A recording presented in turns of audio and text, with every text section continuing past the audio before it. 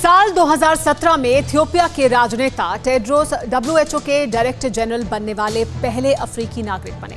कहा जाता है कि चीन के एजेंट बनकर टेड्रोस ने अफ्रीकी देशों के वोट हासिल किए थे। अब एक ऐसी खबर सामने आई है जिससे लगता है कि टेड्रोस अपनी ड्यूटी नहीं बल्कि ड्रैगन का कर्ज उतार रहे हैं। WHO की टीम कोरोना वायरस की उत्पत्ति जानने के लिए चीन पहुंची और इस टीम ने जो रिपोर्ट तैयार की है उसे सुनकर पहले तो आप चौंकेंगे, फिर हंसेंगे। आखिर ये क्या हो रहा है? WHO निकला चीन का गुलाम, कोरोना पर दिया विवादित ज्ञान।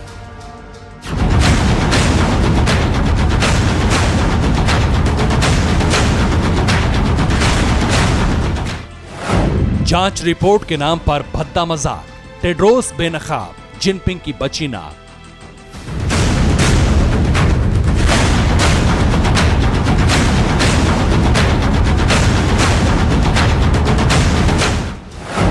सबसे बड़ी फिक्सिंग पर बड़ा खुलासा, वायरस विलन को WHO का दिलासा।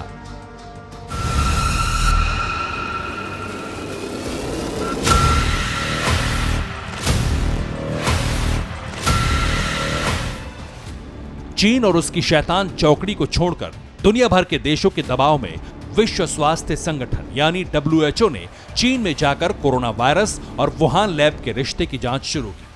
जनवरी महीने में 14 सदस्यीय टीम चीन पहुंची और अब इस टीम की जांच रिपोर्ट पर एक बहुत बड़ा खुलासा हुआ है। खुलासा यह है कि WHO एक बार फिर चीन की अकड़ के सामने सरेंडर कर चुका है और वो कोरोना वायरस के लिए वुहान की बदनाम लैब और बदनाम मार्केट को क्लीन चिट दे सकता है और इसका सारा ठीकरा ऑस्ट्रेलिया से आने वाले फ्रोजन मीट पर फोड़ा जा सकता है। ब्रिटिश अखबार डेली मेल की रिपोर्ट में दावा किया गया है कि चीन पहुंची WHO की टीम के एक सदस्य पीटर एम बरेक ने माना है कि वुहान की सी फूड मार्केट में कोरोना ऑस्ट्रेलिया से आए मीट से फैला होगा। इस एंगल पर जांच भी जारी है। यह खुलासा अपने आप में WHO की चीन से मिलीभगत पर मुहर लगाता है।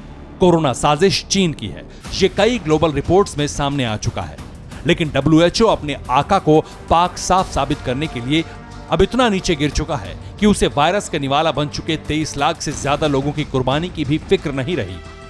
जिस ढंग का इन्फॉर्मेशन जो पहले आ सकता था चीन से वो नहीं आया, उसके बाद भी WHO ने उसको क्रिटिसाइज नहीं किया। फिर जब पैंडेमिक इसको जो डिक्लेयर करना था उसमें काफ़ी उसने डिले कर दिया और इन कारणों से शुरू से ही इल्ज़ाम लगता है कि WHO ने चीन को एक तरह से फेवर करने की कोशिश की है।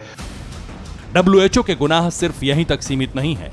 चीन के इशारे पर WHO कोरोना वायरस फैलाने का ठीकरा ऑस्ट्रेलिया पर फोड़ सकता है।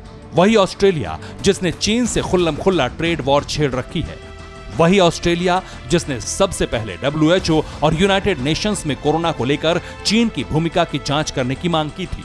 यानी WHO न सिर्फ चीन की राह पर चल निकला है बल्कि अब वो ड्रैगन के गुलाम की तरह पेश आ रहा है। WHO का ये रवैया पूरी दुनिया के लिए खतरनाक है।